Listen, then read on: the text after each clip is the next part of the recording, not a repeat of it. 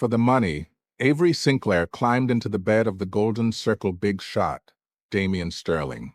Over 1,000 nights, he always found new ways to torment her in that possessive, obsessive alpha male manner of his, as the billionaire CEO who dominated every aspect of her life. Later, when his childhood sweetheart returned to the country, Avery secretly carried his baby and ran away, thinking their paths would never cross again. 5 years passed, and the kindergarten teacher called to say her daughter had gone missing. Avery searched frantically until she spotted 2 figures at her doorstep. One big, one small. The little girl licked a lollipop, mumbling through sticky lips about the handsome uncle claiming to be her daddy, even though Mommy said Daddy was dead. That night, the man pinned Avery down, demanding over and over who exactly was dead. She admitted her mistake. It was her. She felt like she was dying under his intense, jealous gaze.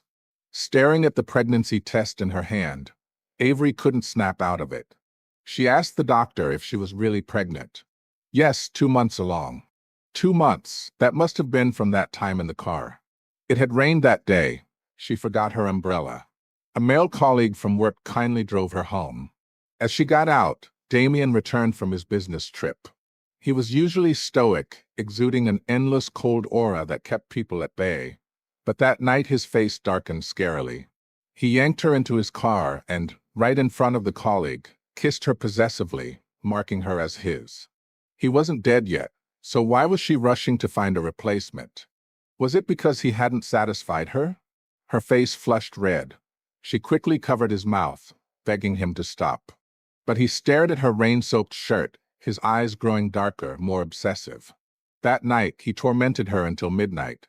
Her legs were jelly when they finally got out, and he had to carry her upstairs to his luxurious New York penthouse.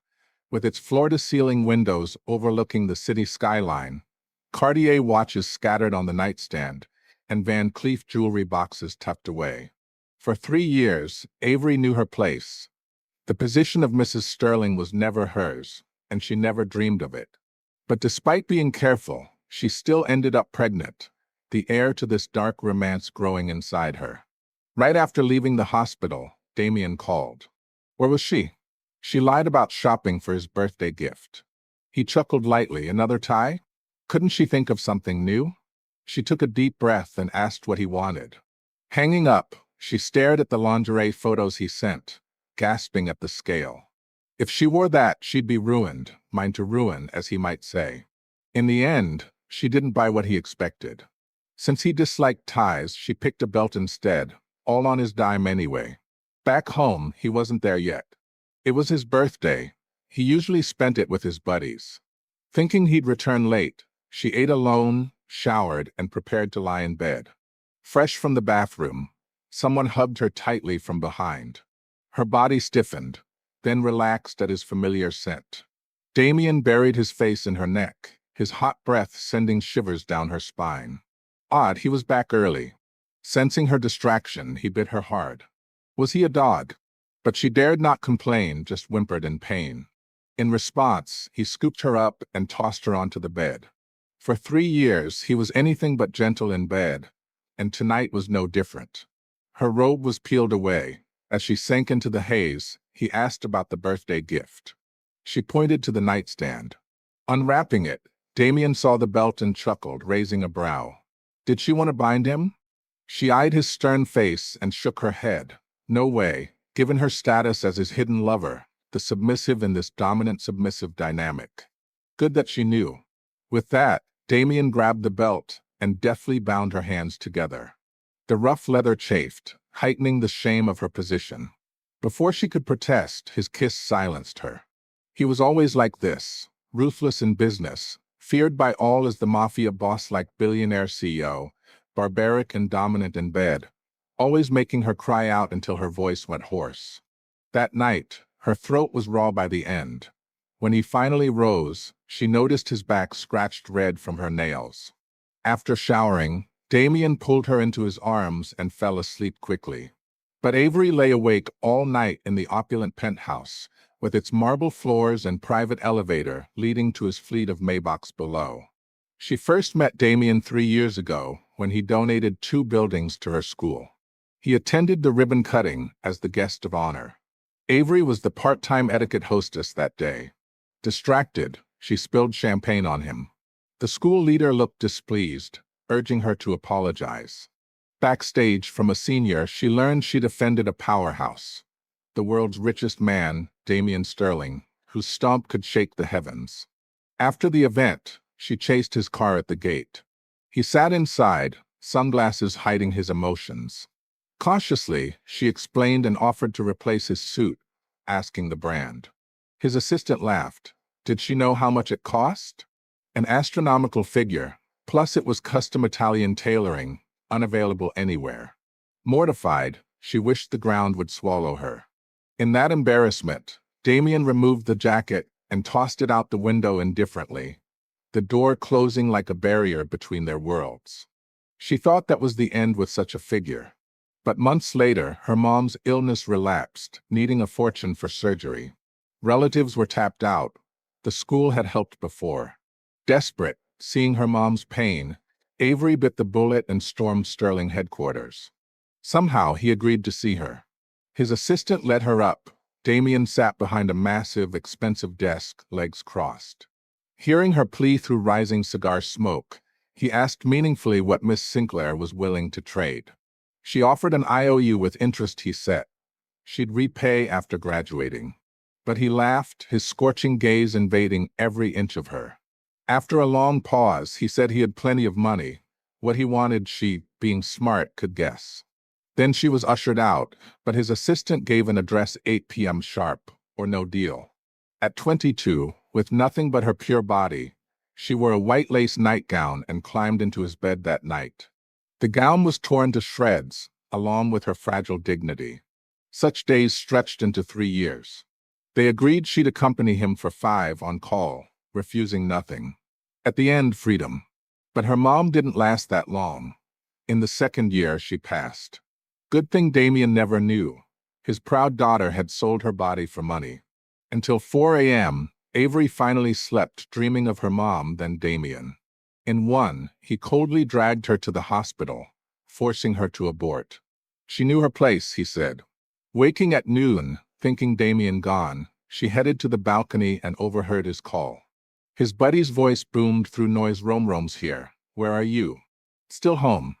Hurry, we're waiting to cut the cake. Oh, and did you ditch that little canary?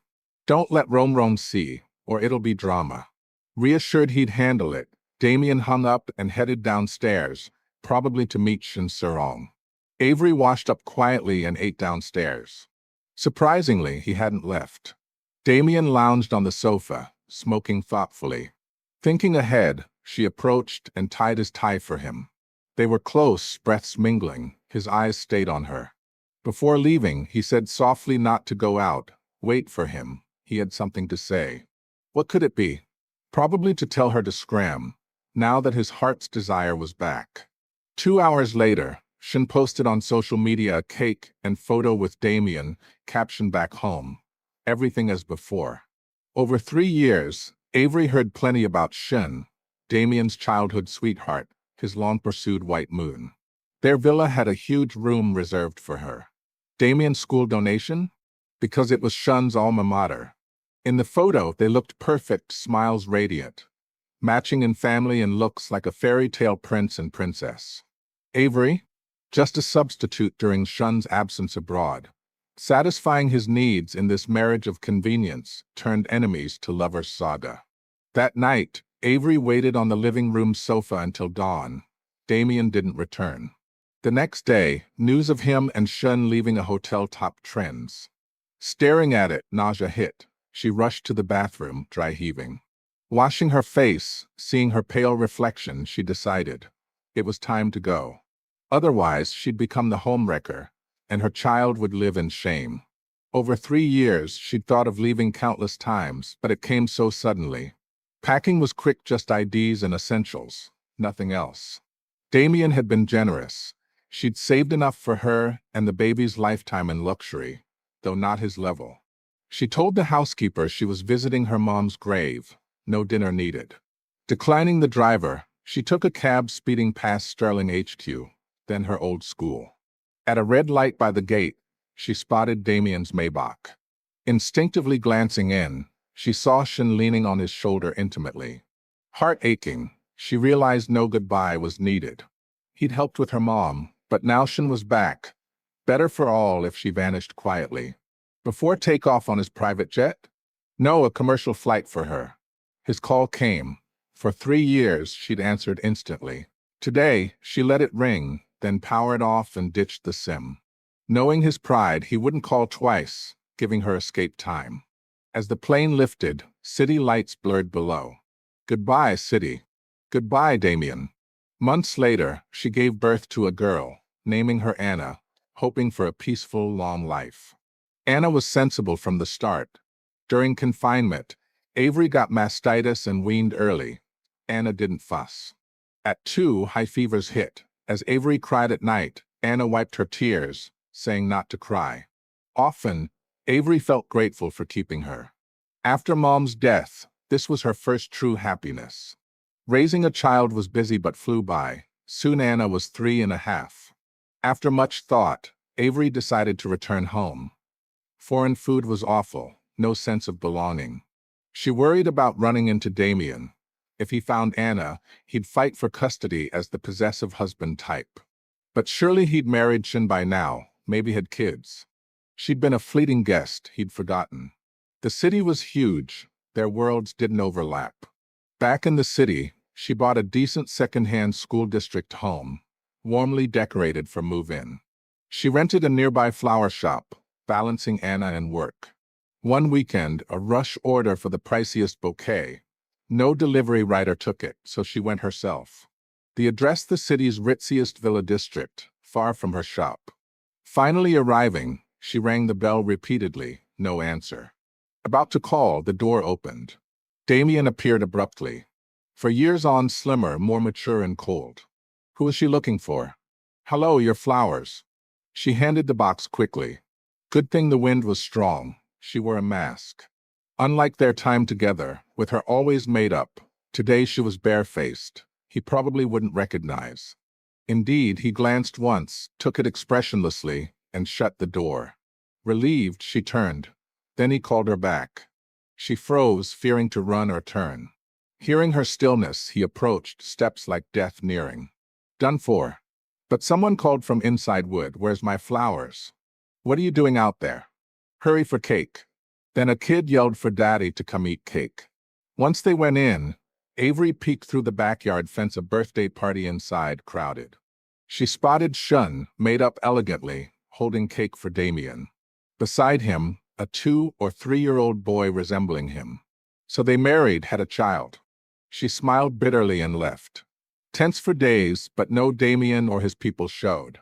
He hadn't recognized her. Good, they were from different worlds. That day, shop orders exploded. After dropping Anna, Avery bustled from morning till late afternoon.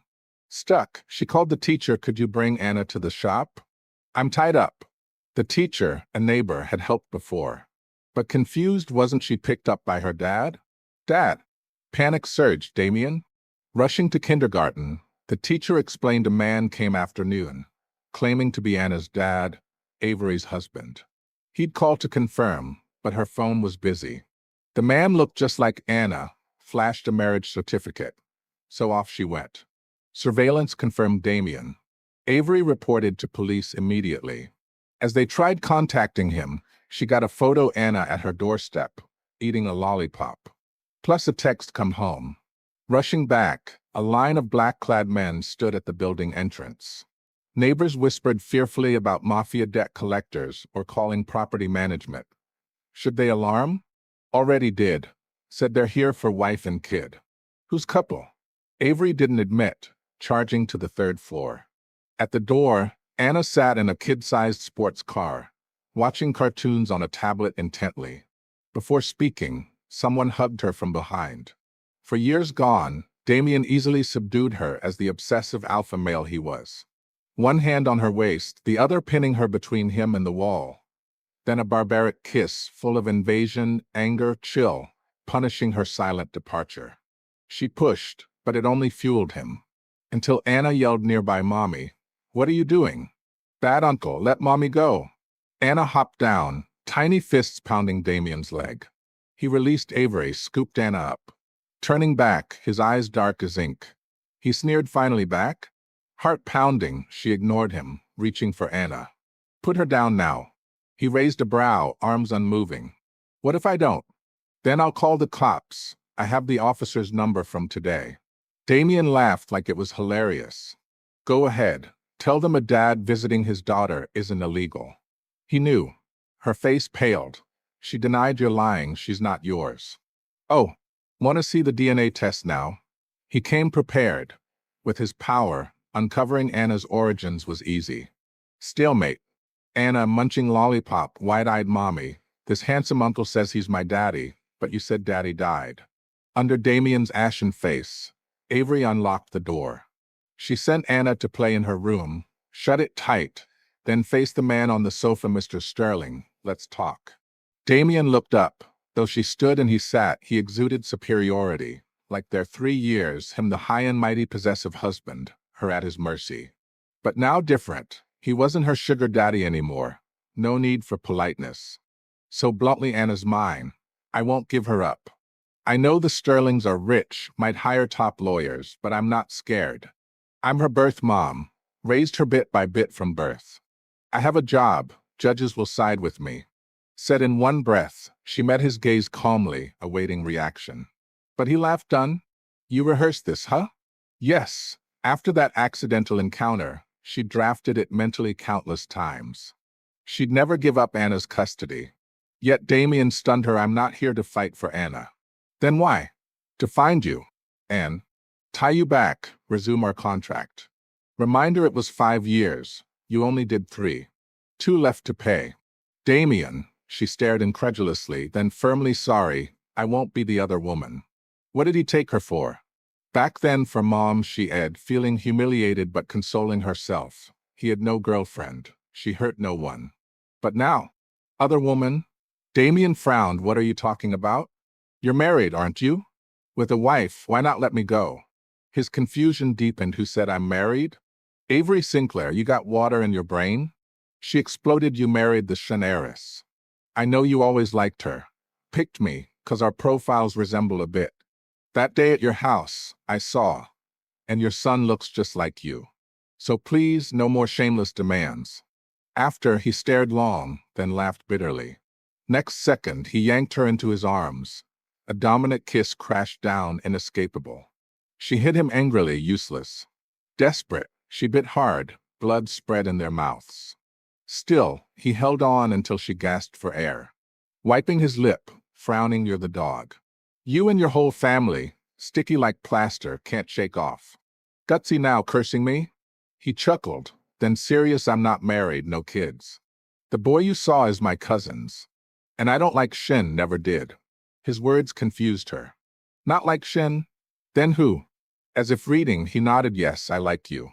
Fell at first sight during your school ceremony. You don't want me fighting for Anna's custody, right? So another choice, marry me, be Mrs. Sterling. 3 days, he'd come for an answer.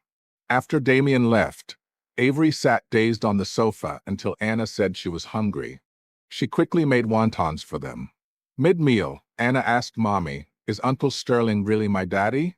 Unprepared for this at 5, Avery pondered. Then do you like Uncle Sterling? Kinda. He's handsome but kinda scary. I like Uncle Wong more.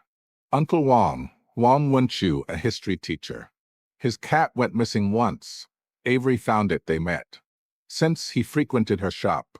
He pursued subtly. She had a good impression, not intense-like but fond. A man who loved animals and flowers couldn't be bad. But Damien's proposal irked her. Thought all night. Next morning, opening shop, Damien at door. Why here? Said 3 days. Afraid you'd run. He took Anna from her arms, tried grabbing her hand. She pulled away. Kindergarten 2 kilometers away. Usually she biked or walked with Anna. Downstairs, seeing her scooter, Damien frowned. You send my daughter on this? Speechless, can I? It's cold, don't catch a chill. Get in. Eyeing his flashy Lamborghini, no. Too cramped for 3. Please leave. He sneered coldly, never knew you were so sharp-tongued before. Back then I was your patron, now? After, he grabbed her arm harder, forcing her toward the car. Then someone blocked. Need help, Avery? Wong Wen-chu in workout gear post-run. Mr. Wong, morning. Anna greeted sweetly Uncle Wong. When take me see dinosaur fossils. Anna, sweetie, on break. He patted her head, then eyed Damien, and this is? Oh, an old friend. Damien's face blackened. He bit out icily say again, what are we? After she repeated friends, Damien stormed off furiously. But after noon, he appeared at kindergarten gate. Ignoring him, he tailed in his car until they got upstairs. That night, his car stayed. Midnight, closing window, she saw him leaning on it, smoking silently. Their eyes met briefly, parted. For 3 days, he shadowed her relentlessly. Third evening, he blocked her, eyes burning decided. Marry me? Gazing at his stern features, she realized she no longer feared him. Silent moment, under his hopeful stare, she shook her head. No, Damien, I don't want to marry you. Why? Our relationship was never equal. 3 years ago, for $1 million, I sold myself. You commanded, I obeyed. I hated your domineering ways, but couldn't refuse. Hated your friend's stares, but had no say. I was your caged bird, your toy, play when you wanted, discard when not. You never respected me. So I don't want back. Every sight of you recalls that painful time. Please let me go. Said in rush, chest lightening. She awaited backlash, anger, maybe rage. But he bitter laughed. So 3 years with me were torture?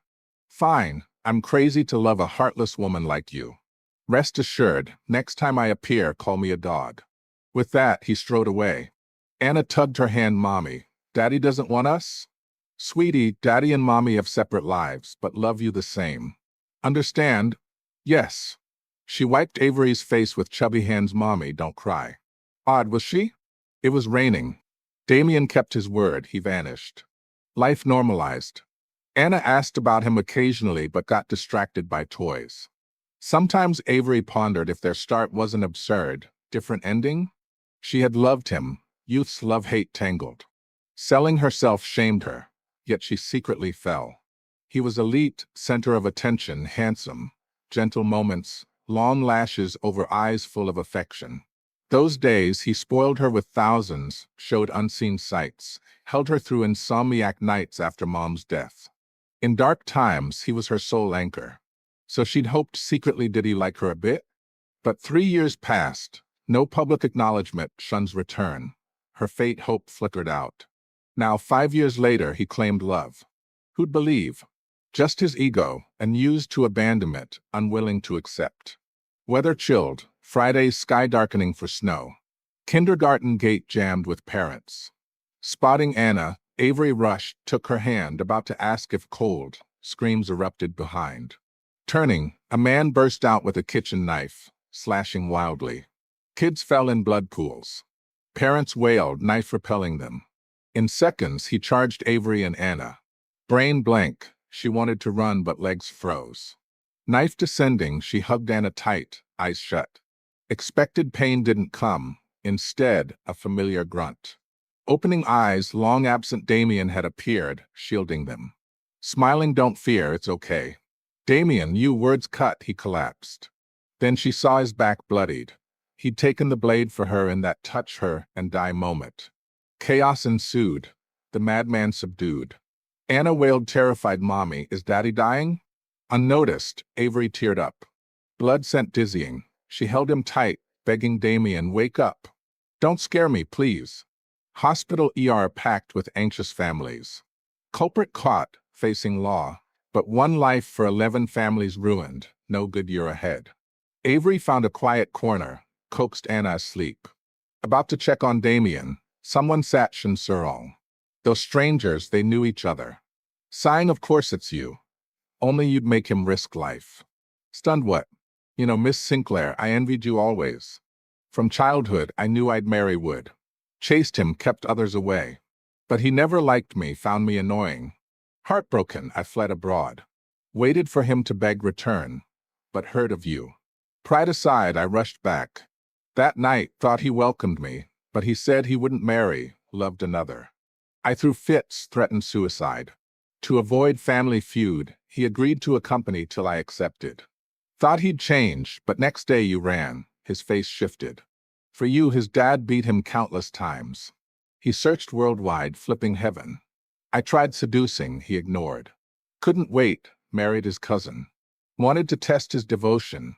Be a monk for you? That's Damien Sterling. What woman couldn't he have? You. Poor family, just a pretty face. What else? I don't get it. Neither did she. So she'd wait for him to wake, asked directly. Damien was gravely wounded. She waited all night, no stir. Next day, Anna fevered, mumbling nonsense. Doctor warned flu season, cross-infection risk, take kid home. Reluctantly, she did. 3 days later, waking, she saw assistant's midnight text, he's awake. Rushing to dress for hospital. Opening door, pale Damien sat on floor, waited unknown hours. Shocked, why here? Send you back. Don't want to. Laugh at me, I'm a dog. Woof woof. Broke word appeared again. Sighing, she helped him in. He lay on sofa. Anna climbed up, eyes puzzled. Daddy, why call yourself puppy? Isn't that bad? Damien's silence deafening. Avery stifled laughs nearby. Sweetie, play alone? Daddy talks to mommy. After, Daddy takes you to KFC. Okay. Not stopped, she toddled off with phone for cartoons. Pouring water hurt so bad, why come? Afraid my wife runs. Who? You guess. He gripped her hand pitifully. Forgiven? Shaking head, never mad. Then why not marry? Thought you proposed from ego, not wanting abandonment, like a lie. Mid-sentence, he kissed again. This time, no resistance. Long after, foreheads touching, eyes locked. What else you think? Nothing. Damien, I love you. Finally out, sounds great. He beamed ecstatic, incredulous. Really? Not just moved by save. Really. Hooking his neck, resuming kiss. She didn't know how long his love lasted, or future hurdles. But now she'd try. Life short, sees joy. Past 5 years, she dreamed of Damien countless times. They say dream appearances mean see them awake. Now her dream came true. Damien, rest of life, guide me. Extra Damien's POV. First meeting Avery Sinclair was ordinary. She and gaudy Cheongsam, face pale jade. Spilled wine on me accidentally. Scolded by principal, flushed, holding tears. Wondered her real cry look. But just a thought, one woman, Damien Sterling could have any. Forgot soon, but she came begging. Little rabbit delivered herself. Escape? Not on her terms. As thought, Avery cried beautifully, other times more. Her pleading tears ignited fire in him. Signed 5-year deal. But months in, greed hit bind her forever, nowhere else. But Sterling family? Parents cared for interests over feelings. So he schemed hide her from circle, slowly seized control. Birthday post-adult, usually with Gooch and crew. But that night, eager home to hold her. Next day, planned clarify with Shun, proposed to Avery. But Shun attempted suicide. Had to watch at hotel, nothing happened, assistant there too. Asked Shin what she wanted besides marriage, he'd try. She wanted school visit. He accompanied to her alma mater. At gate, thought of Avery, what doing? Worried he didn't return? At first angry, she sought replacement. Planned harsh punishment. Then fear she'd never return. Became mad, searching globe. Shin persisted. Parents pushed women. Better figures, prettier than Avery. But none her, like none. Thought life like that. Woman gone, would he die? No. But she reappeared. Thought mask hid her? Laughable, even as she'd know. Tailed days found daughter, pink jade doll, his childhood twin. The lied to parents about paternity test, knew his. Beloved woman back with their treasure. This time, no escape. She's mine. Every breath she takes belongs to me.